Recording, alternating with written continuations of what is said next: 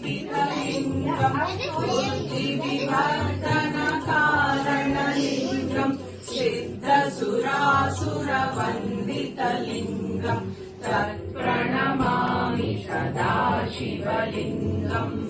कनकमहामणिभूषितलिङ्गम् पणिपतिवेष्टितशोभितलिङ्गम्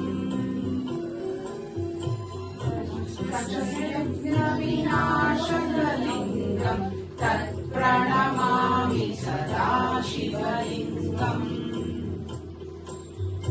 कुङ्कुमचन्दनलेपितलिङ्गम् पङ्कजहार सुशोभितलिङ्गम्